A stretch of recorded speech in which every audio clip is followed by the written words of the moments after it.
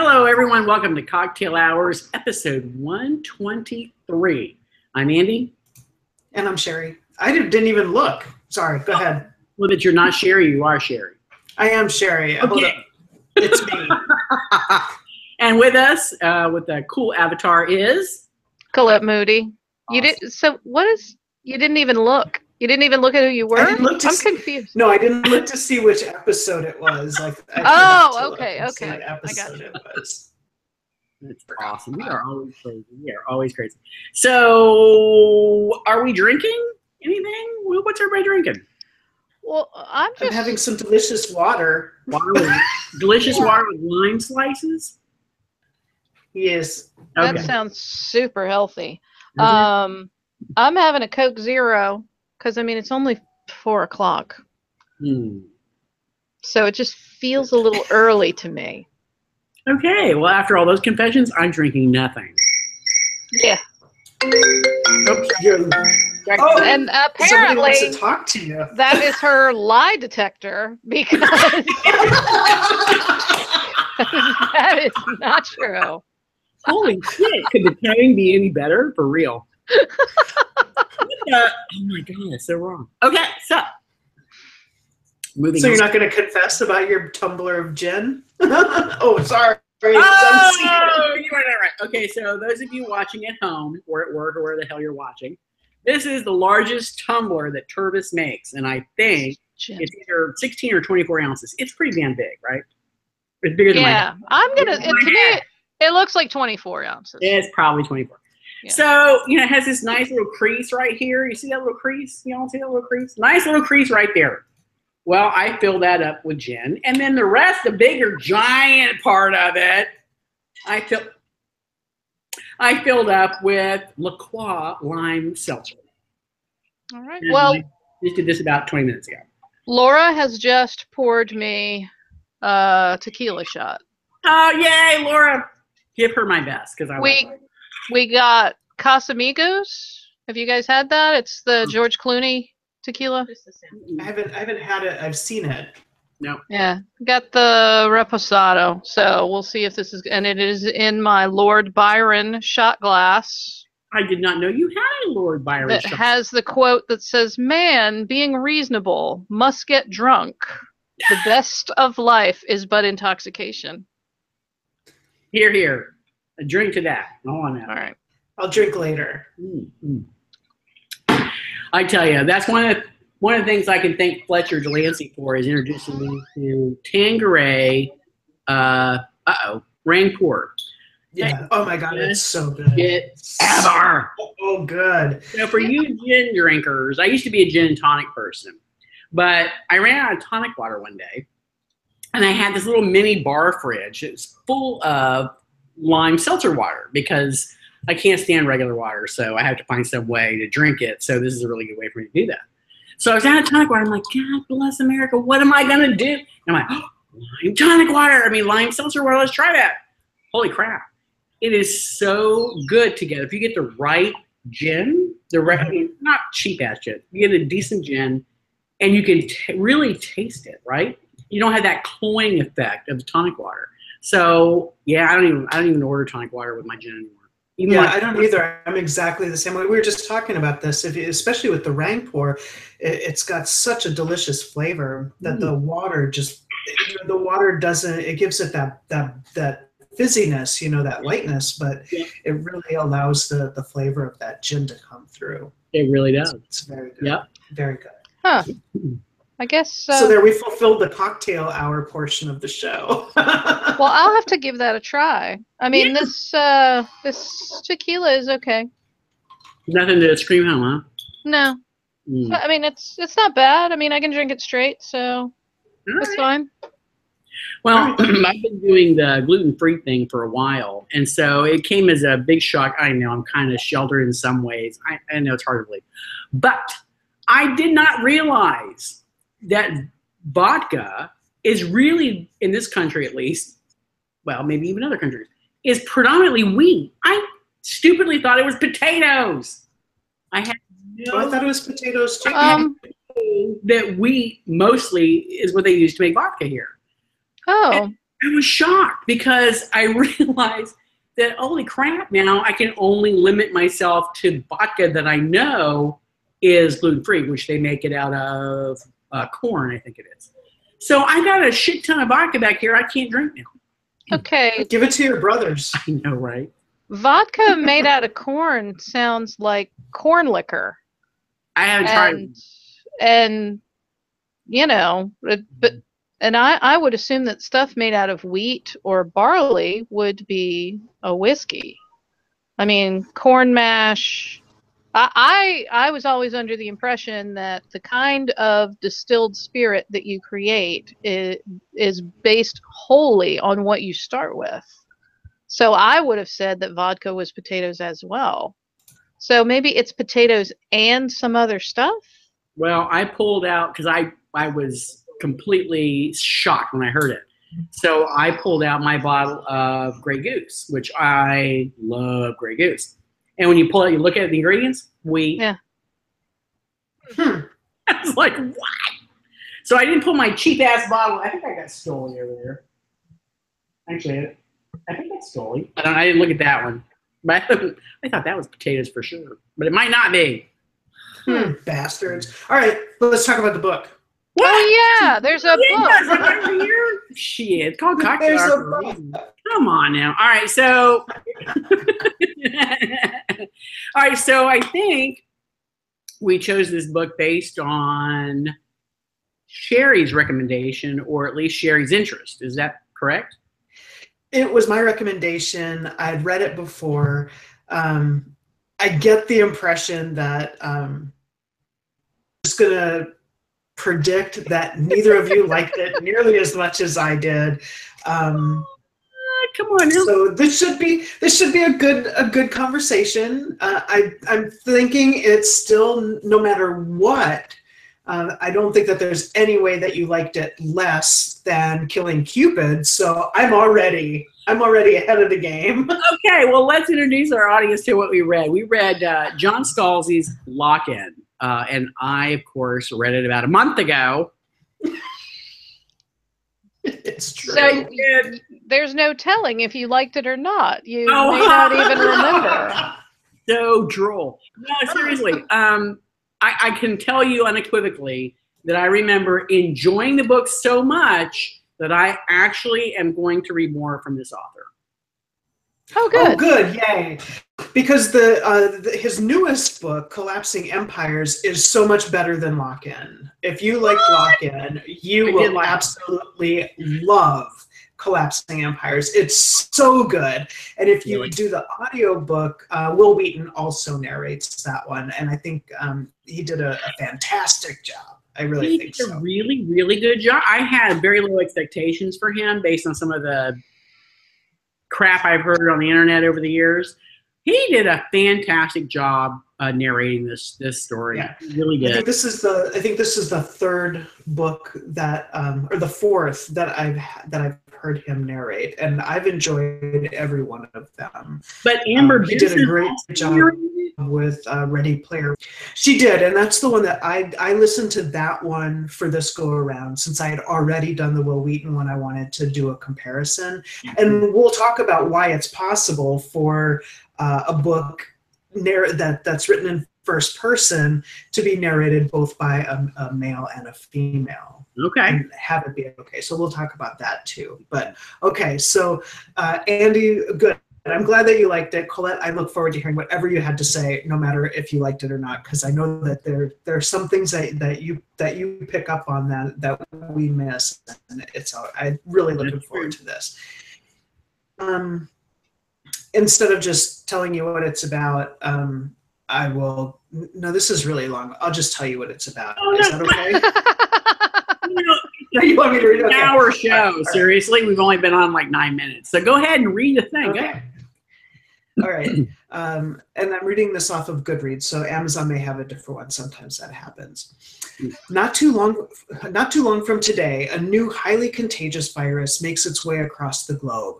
Most who get sick experience nothing worse than flu, fever, and headaches. But for the unlucky 1%, and nearly 5 million souls in the United States alone, the disease causes lock-in. Victims fully awake and aware, but unable to move or respond to stimulus. The disease affects young, old, rich, poor, people of every color and creed. The world changes to meet the challenge. A quarter of a century later, in a world shaped by what's now known as Hayden's syndrome, rookie FBI agent Chris Shane is paired with veteran agent Leslie Vann. The two of them are assigned what appears to be a Hayden-related murder at the Watergate Hotel, with a suspect who is an integrator, someone who can let the locked-in borrow their bodies for a time. If the integrator was carrying a Hayden client, then naming the if the integrator was carrying a Hayden client, then naming the suspect for the murder becomes that much more complicated. But complicated doesn't begin to describe it. As Shane and Van began to unravel the I'm sorry, I'm reading like a 5-year-old here. As Shane and Van begin to unravel the threads of the murder, it becomes clear that the real mystery and the real crime is bigger than anyone could have imagined. Sorry, there's a glare. I'm blaming the glare on my screen. It made it difficult to see. Absolutely. Okay. It is complicated. Like I had to go, and this is the second time that I've read it, and I had to go back several times and go, wait, what are they talking about now? So yeah, okay. This author had an amazing amount of detail, and I'm no scientist clearly, but as a general reader, I remember feeling, wow, I mean, I love the concept, and I like how he made it plausible, but didn't throw in so much technical information that you just started, like just blanking out, Well, there were a few times where I was like, oh, okay, I'm just going to skip ahead. Really?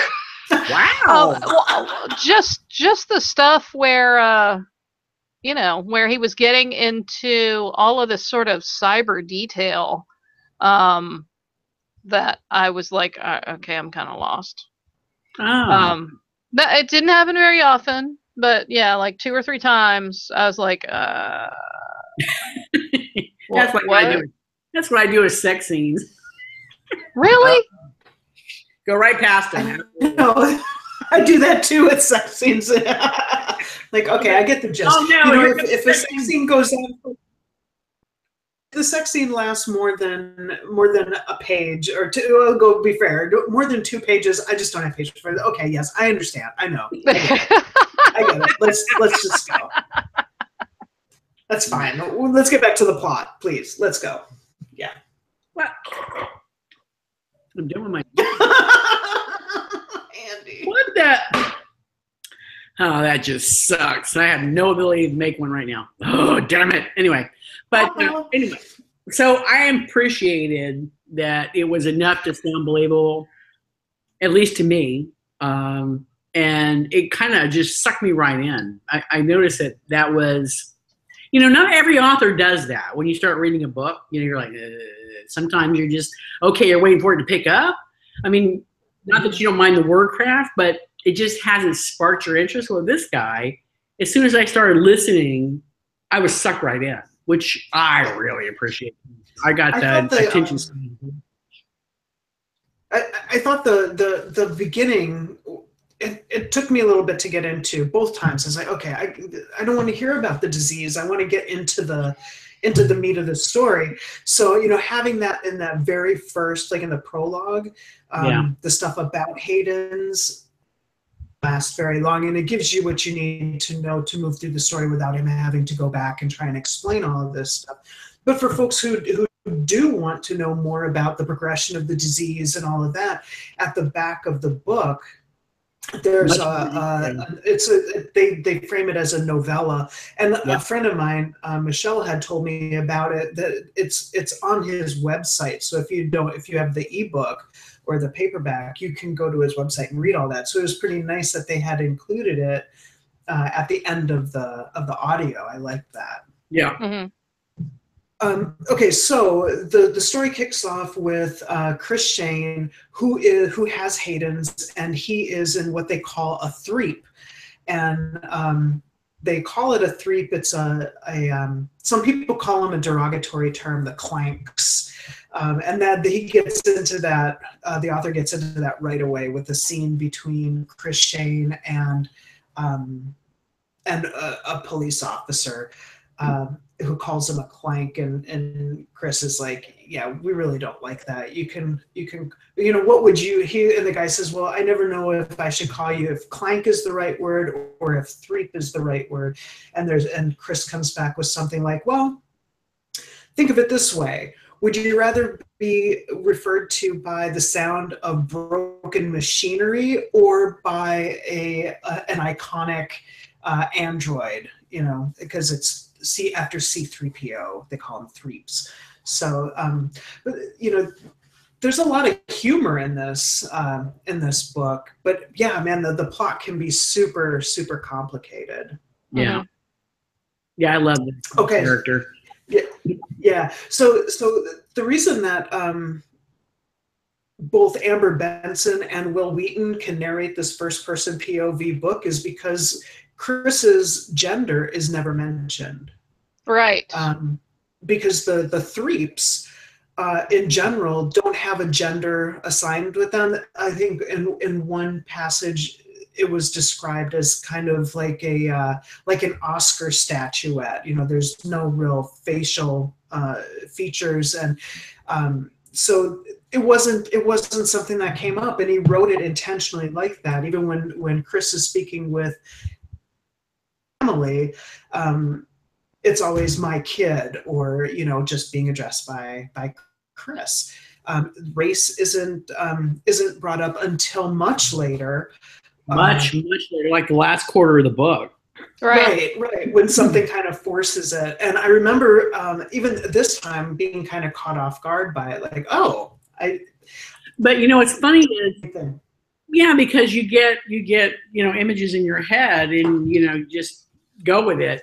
But I love the fact that I was surprised by, although I shouldn't have been, but I really enjoyed that facet was thrown at toward the very end.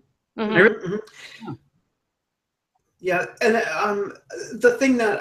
one of the things that I really like about Scalzi, so now this is, I read Lock-In, Collapsing Empires, and that he did with Audible called The Dispatcher, which is really, really good. Also, it's a I don't want to tell you too much about it. But it's sci-fi though? Yeah. All right. Not space-based or anything like that. It's but it was very good. Yeah. Don't tell me, I'll probably get it. I really like this guy. I like the way he tells a story. Yeah. Yeah, I mean, the only thing that I knew about him before you suggested the book is I have read blog posts from this guy because he's super duper progressive, and he's the guy who basically posited the theory that being a white heterosexual Christian male is like playing a video game on the easy setting. Oh, interesting. He's got a point. Yeah, I mean, he absolutely. It was a brilliant blog post. I mean, he basically said, for all you people who don't want to accept the concept of white heteronormative privilege, let's extend this in a metaphor that will mean something to you. You are going through life on easy, whereas people who are minorities or non-Christians or non-heterosexual, they are at a much higher difficulty than you are just to achieve the same things. And he took a lot of heat for that, but I thought that it was really astute. And that's what I knew his name from. And then when you suggested reading his book, I was like, yeah, I already know I like this guy. Yeah. So, yeah. Cool. One of the other things that I like about it, and somebody else told me, I think it was, I think Brenda Barton told me I needed to check out his blog because he's in Ohio, so he's kind of like their home guy. Started reading stuff on his blog and following his Twitter feed.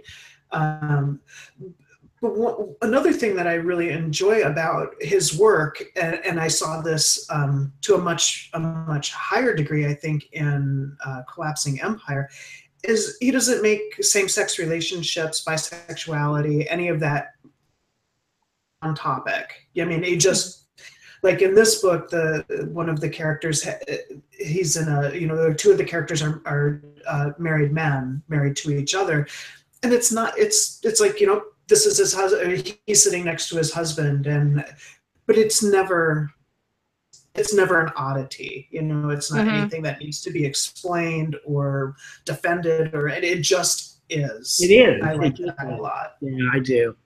Yeah, I like that. It's so rare, actually. I mean, you read it, like if you read niche market materials, you're going to see this, right? Because it's the way that a lot of times these are written.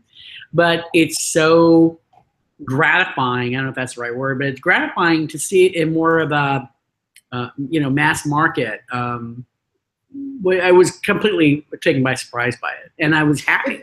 Hello, happy. You know, I've seen it like in a lot of mainstream fiction. It's if there's a same-sex relationship, it becomes you know, a big deal. Like the author feels like they need to point it out and make a big deal out of it, whether it's to, you know, try to gain new readership or draw attention, or like, hey, I'm cool, I'm whatever. John Scalzi isn't like that at all. It's just part of who those people are. Right.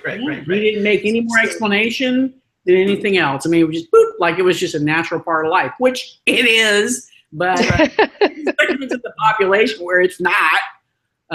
But yeah, I really appreciated that. So John, if you're listening, thank you. But in spite of all that, right? So there is still a massive issue in this sort of futuristic society with class and income. Yes. Right? So all of that still exists, and that is still pervasive throughout the entire book. Yes. Right. Yep. And I thought it was done in a very in a great way. But I mean, he definitely calls that out. And there's, you know, Chris Shane is a rich person, not really slumming, but he or she is kind of perceived to be that way.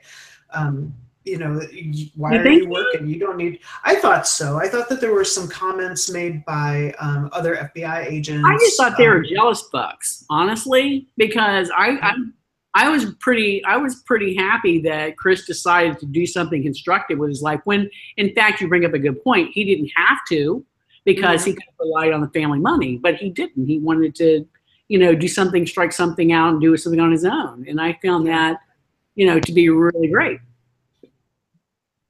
I agree, but I do think it was I think it was kind of a I think it came up a few times. It did, yes. Well, especially since there were a number of other people in the police or in the FBI, and you get their backstories and you get why they ended up there. And none of those people were like, yeah, I chose this because it was my calling. All of those people had stories that was like, yeah, all my other options were shit. So here I am in the FBI, or here I am as a police officer. So you can see why people would, you know, look askance at this fairly famous child of a very famous athlete and be like, yeah, whatever, man. I'm here. Yeah. I'm here because I have to be, and I got to get a paycheck, and there was nothing else I could do. Right. It's very similar to how it is in the military. You don't really see children of rich people in the military. It's a place where, because it pays fairly well and there's benefits, and you know, But so the story starts out with this rookie FBI. It's his first day. Let's just refer to him as he for the sake of this show, because you guys both did the Will Wheaton, so he's a he in your head probably. I do want to say, didn't the father at the end refer to him as a son? I don't think so. I was really careful about that because was it you that said that? I remember somebody said somewhere, and I couldn't. I thought it was somebody else, but It wasn't me. that at some point that the father had referred to him as my son, and so I was really listening very carefully for that. Yeah, And no, it was always my kid. Oh. It was always gender neutral verbiage used. I could have sworn I heard it once. Well, and I'll tell you that I started with the Amber Benson version, and like into the first chapter, I was like, nope, gonna try the other one now, because she just didn't. No, I didn't care for it. I didn't think she was as good as he was. No, there were like her inflections really killed it for me. Van never sounded like anything other than a pissed off. You know, and even when even in situations where she wasn't, where she, I mean, she spent a lot of her time pissed off. So I mean, I get that, but there were some exchanges where she's telling her backstory, and you know, Van used to be an integrator, and you know how difficult it was for her, and she's telling this, and she's still, you know, it sounded like she was mad or pissed off. I just didn't like it nearly as much. If you know, I think audio version. I'm sure Amber is a very wonderful person, but I would stick with Will Wheaton's version. Wow, I'm glad I didn't listen to Amber's version. I mean, I don't know Amber's acting ability outside of Buffy, so I don't know. Yeah. I would actually was thinking about listening to her version because she was in Buffy, and I, you know, right. But I'm going to listen to Will, honestly. Yeah, I bought the Amber Benson version right after I finished the Will Wheaton version, and I got, like Colette, I got like a chapter, and I'm like, oh, this doesn't even compare. It just doesn't. It doesn't do the story justice. And I mean, I'm glad that I made it through it, but I wouldn't listen to that version again. So Chris Shane shows up for work on his first day. All the rest of the Haydens are out on strike because a bill has just passed that is, and guys, correct me if I don't get this right. A bill has passed that is going to limit and research for various Hayden support services, and So the Haydens are out on strike, and there's a big march and rally coming up in DC, and DC is where the story takes place for the most part. So Chris Shane shows up for work on the very first day of the strike, and he says, you know, luckily, police, you know, FBI is considered police, and that's an essential service, so I can kind of sneak by without being called a scab too badly. And on his first day, the first case, it's of an integrator, and when they're checking out the footage from the arrest, and then the police break in and immediately kill the dude. They immediately zap him, the integrator. It's one integrator killing another integrator. Wasn't that right? I think so. Okay. Because that was part of the. I don't remember the second one. Wait a minute. The victim, I believe, was an integrator also, because they were like, well, why is the integrator using another? Yeah. So there was some stuff going on there. Whoo! Shit. Are there going to be spoilers? No, I don't think. Well, I don't know. I mean, the book is kind of old. Let's see how it goes. Okay. All right. so much for giving people a heads up. Yeah. You're not going to know if we spoil it for you until it happens. So sorry. We'll apologize. Okay, let's just say that there's spoilers then. Okay. And we can go from there. But into it after I read the book, and I still didn't remember what the hell had happened. I was lost and confused through most of my second listening. So I don't think spoilers are going to be that big of a deal. Okay, I had well a really hard time. I feel a little bit better then about my what moments. So much. First of all, there's loads of characters.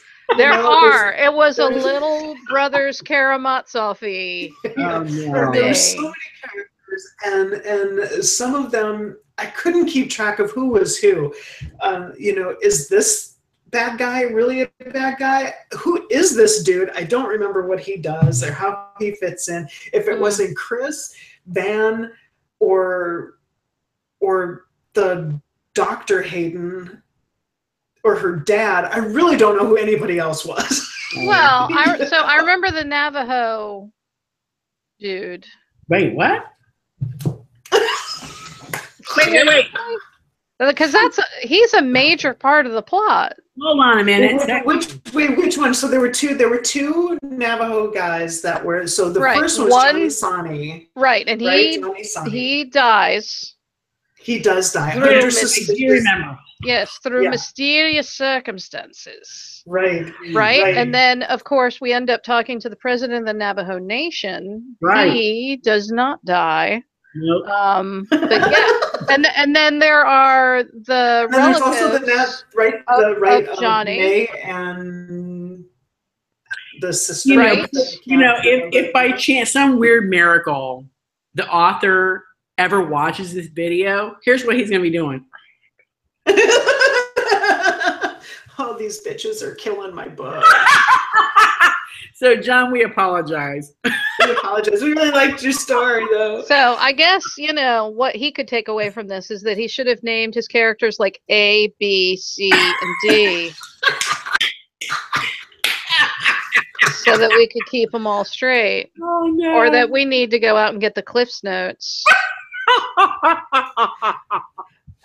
Oh, my God. And it's not like this was a very long book. Yeah. Because honestly, I didn't realize there was a novella at the end, and I thought that I still had hours left to go. And then all of a sudden it ended, and I was like, oh. I have to tell you, I did the exact same thing, and I had already read the damn thing. Uh-huh. And I'm looking, I'm like, okay, we still got a long ways to go. I don't remember what all happens after this. And then it came on bonus material. I'm like, oh, right. And then I just stopped listening because I didn't care about the other stuff the second time around. I did the exact same thing. I listened to about an hour of the bonus material.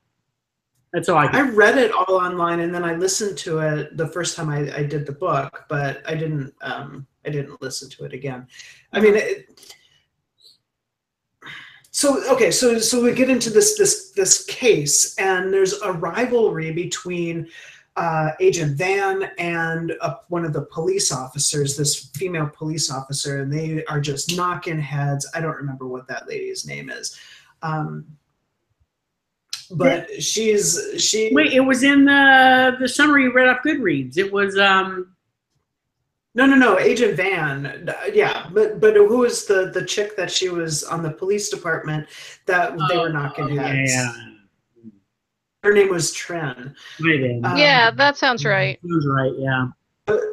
So Trin is constantly, trying to interfere, obstruct their obtaining of evidence, and not in a criminal kind of way, just kind of a asshole kind of way. And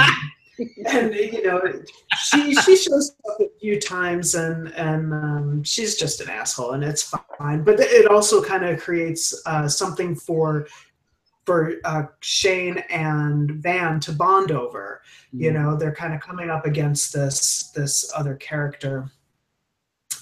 So the plot is so complicated. It really is. Just dropping Colette on front of the bus. Just wow. So they get right, and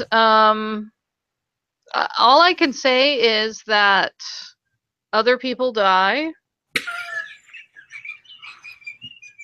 Oh God. Okay, I'm taking it back. Okay, So I really feel like you should. I don't know why you picked the person who said yes. There were a number of times where I was completely lost and I dropped right out of the plot. But you're like, oh well, I did that then because, you go ahead and synopsize. That'll be perfect. Well, let me ask you a question. because it's been a month since Andy did it, and I didn't want to drop her in it. Well, let me ask this. All right. Let me ask this. Colette, did you actually enjoy the book? Yes, although it did take me a while to get into it. Okay. I want to say I was maybe 3 chapters in, and I was like, wow, this is really kind of slow going, because it felt like so at the beginning, there's all this exposition about this horrible disease that basically turns people into prisoners in their own bodies. Yes. And the android people who, if you have the money and the means and you're able to buy a threep, then you can sort of become a member of society that is participatory. Otherwise, you're just going to be trapped in your paralyzed body. Yeah. So there was a lot of that, and then there was a lot of so we go to the FBI job on the first day, and there was a lot of detail there, and then we get involved in the case, which seemed a little labyrinthine to me, and I was like, I don't really know what's going on. So I would say that until I got to like chapter 4 or 5, I was really, I don't want to say struggling, but I was on the fence because it just hadn't hooked me yet, and there was so much going on that I was kind of having difficulty. That coupled with the fact that the premise of the story is troubling, which doesn't make me want to be like, woo, want to read about this. The paralysis people, this is going to be awesome. They're all going to be so exciting and happy. And, the people who their bodies live in cradles where they perpetually get bed sores. They're like, yeah, woo, this is great. But eventually I did get far enough in that I was like, oh, okay. And then at that, and I did like, for the most part, I liked the characters. I liked the comedy of it. Once I hit that point where I was in, I felt like it moved at a nice pace, even though there were still pockets where it got so into digital minutia that I was like, I don't know what the fuck any of these people are saying. So when they were talking about a lot of the programming and the Yep thing. Yep. Yeah. I found that actually very interesting, but not that I want to go into that particular science, but I thought it was kind of interesting. Mm-hmm. One thing that I want to talk about that is the 2 different cultural aspects of it, right? So you had this group that so one of the things that they call it the agora. I love that.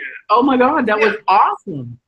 So it's this. So for the people who are experiencing lock-in, some of them don't want to have a threep, and that was one of the Cassandra Bell, who is like this. Kind of like this, not really spokesperson, but activist. Yeah. So she's an activist for people who have Haydens that don't want to assimilate. That she's of the belief that this is who we are. Less of we're not less because we can't do the same things that non-Haydens can do. We live very rich lives. Agora is kind of like, for any of you who have done who used to do the PlayStation Home thing, it's just kind of like OMG, I was going to bring this up. Beta testing, right? The PlayStation. Who didn't run around all over that place and go to the different spots and see people talking? That was awesome. It's like this virtual, open world place that you can go and socialize, and you can have room, you can have your own rooms, you Your can own house. have you can do whatever you want to do. And yeah, and one of the things that people would do in this virtual space is, they send somebody a door to their room so that you can socialize and have people over and do your thing. So her thing, and many others like her, were, we don't need all this other stuff. And if you want to do that, that's fine. But, I'm not looking for a cure. I'm not looking to get disconnected, or to, to get a threep or do whatever. I'm not looking to use an integrator. And she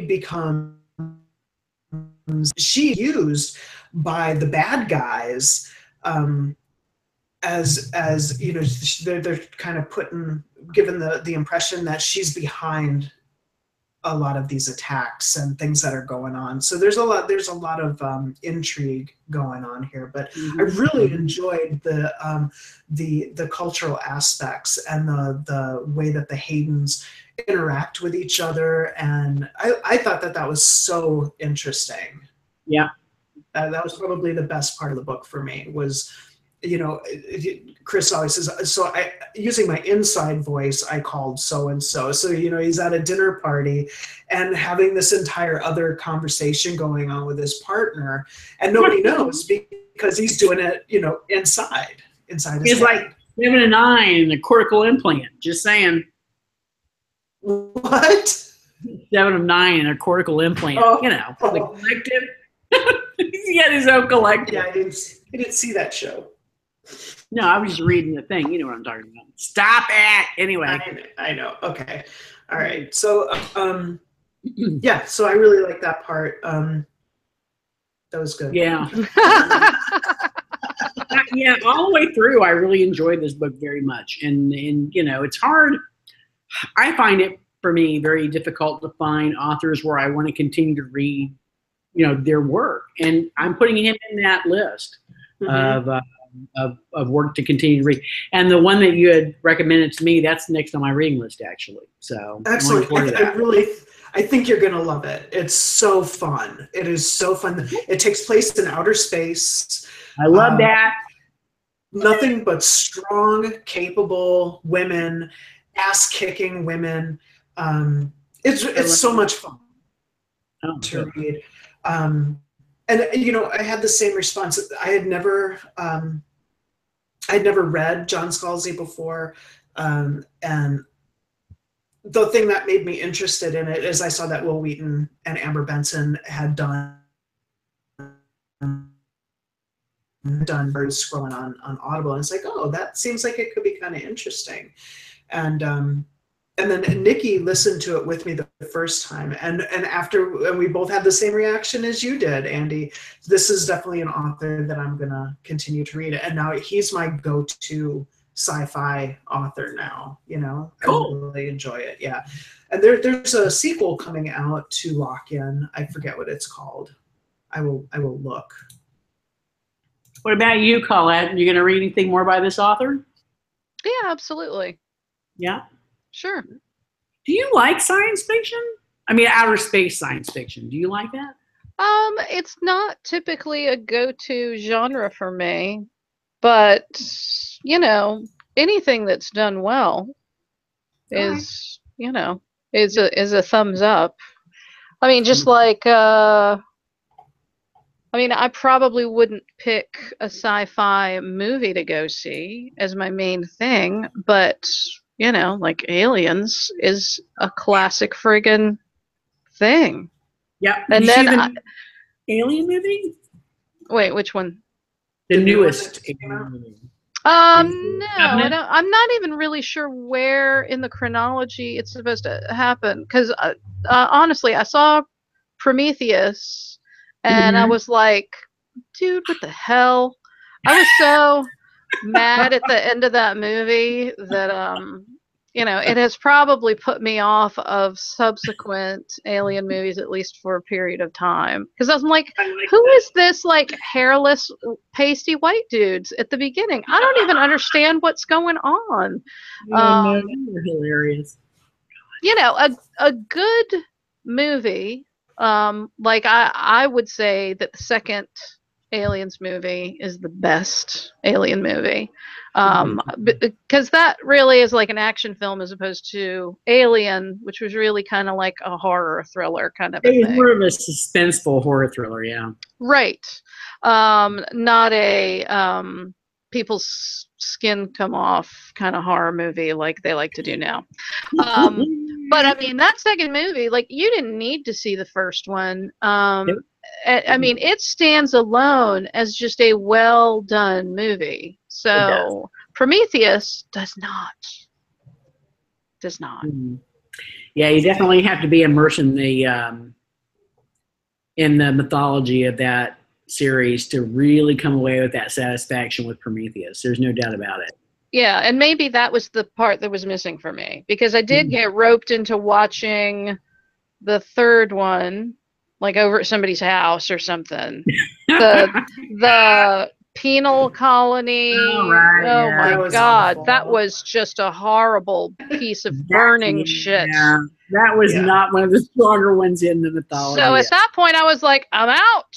And I don't think I saw any more Alien movies, until Prometheus, which I guess was supposed to be a prequel. But at that point, I was so confused. But I did enjoy Alien Isolation, the video game. I think I posted screenshots of that, because it was like, that was some pants peeing gameplay. Well, you know that. Yeah, I mean, I know we're going off on a tangent, but I gotta say, I didn't play that game, but I watched a walkthrough, and I gotta tell you, I jumped more than a few times, and I could not. I think my heart rate was beating like this, and I wasn't even playing it. I didn't even know. It was a great. I mean, because it's just like perfect stealth, and it really lends itself to stealth. I mean, you're not gonna find a weapon in that game, because the whole purpose is don't let the xenomorph find you and eat you. And when she does, it's pretty awful. Let me just I feel like I want to go get this game and play now. Oh, it's a great game. I mean, you play as Ripley's daughter. So you are her adult daughter, because I think in the first Alien movie, she talks about her like teenage daughter. And so now you are her adult daughter, and there is, an opportunity to go out and investigate and see if you can find out what happened to your mother. And so you end up on this ship, and then like all the people who are with you die, and and then there's just a lot of hide in the trash container, hide in the locker, and in the desk. So detailed, because like you're there and you're in the locker, so you're just sort of watching through the slats, and you're listening, listening for this giant xenomorph to come in the room, and you like, as you're breathing, your vision moves slightly up and down, because you are scared shitless in this locker. And I mean, it's like, there is a special command that I had to look up, because there is like a hold your breath and lean backward, because even in the locker, like if it comes by and it listens, it can hear you breathing. Oh my God. And then all of a sudden the locker door comes off, and then there's a hand, and then the jaw with the little tiny mouth comes out, and like, oh my God, and then everything goes black. Toast. Yeah. Oh my God. So, is there blood or anything in there? What? Is it bloody? Is it bloody? Oh, no. Okay. Yeah. I just wondered if my kid would watch, if I play with my kid. Oh yeah, I would say so. I mean, I can't think of anything that was. I mean, it's just terrifying, because you're going to get eaten, and of course, because the alien. Not in a good way. Those things are, they're super creepy. They did such a good job designing those things. They did. And it's just so realistic that you really get into it, and then all of a sudden that little mouth comes out. That's when you know. Oh. I'm dead now. I'm dead now. Exactly. Yeah, I posted some screenshots on Facebook when I was playing that because, I mean, when I say like pants wetting, it is pants wetting. Yeah, it Because, was. you know, Watch it. you're just hiding under a thing and you're trying not to make any noise, and like all of a sudden it'll burst out of a ceiling panel Yeah, and just be like right over you. yeah, yeah. Yeah. It isn't. I don't. It's been a while since I watched the walkthrough, but isn't there some kind of, I don't know, like there's some kind of thumping noise always going on in the background, like a heartbeat, or isn't there something also that always kind of amps up your anxiety level that goes on in this game in the background? I don't remember that. Maybe I'm thinking of something else. But yeah, I mean, it's really just about hiding and trying to get off the ship. And that is the sole purpose of the game. There is no strategy there. I mean, and you just have to listen and keep your eyes out and look for places to hide. And that really is the whole game. Yeah. Now I'm gonna have to watch it again. All right. So did you find the title of that book you're looking for? I did. It's called Head On. Head On. And it's applied directly to the forehead. That's what that makes me think of. You heard that terrible commercial for Head On? Oh my God, you are not right. Head On, apply directly to the forehead. Head On. I don't apply directly to the forehead. It's like some headache medication that comes in like a speed stick kind of thing, and you rub it on your head, and it's supposed to make your headache go away. But I don't understand how it could possibly work unless it's like some kind of topical anesthetic that you just make your head numb. I don't know. Anyway, I'm sorry. I interrupted you for no reason whatsoever. No. No, it's a standalone follow-up. Chilling near-future sci-fi with thrills of a gritty cop procedural. Head On brings Scalzi's trademark snappy dialogue and technical speculation to the future world of sports. I wonder if that has to do with his dad, maybe. Maybe. I don't think so. Here it says, Hilketa is a frenetic and violent pastime where players attack each other with swords and hammers. Oh, Jesus. The main Swords and hammers. Obtain your opponent's head and carry it through the goalposts with flesh and bone bodies. A sport like this would be impossible, but all the players are threeps. Robot-like bodies controlled by people with Hayden syndrome, so anything goes. No one gets hurt, but the brutality is real, and the crowds love it. Until a star athlete drops dead on the playing field. Is it an accident or murder? FBI agents Hayden-related crime investigators Chris Shane and Leslie Van are called in to uncover the truth, and in doing so, travel to the darker side of the fast-growing sports. Fortunes are made or lost, and owners do whatever it takes to win, on and off the field. Wow! So that's due out. Looks like expected April 17th of next year. Oh wow! Damn it! Yeah, it'll be here fast. But have no fear, because John Scalzi has like a bajillion books. So a bajillion books. Backlog once you get done with Collapsing Empires. Yeah. Which you need to read right away, because I love that book. I thought it was so good. That's my next one. All right then. So it is not. Speaking of pants wetting, it's not part of this series, though.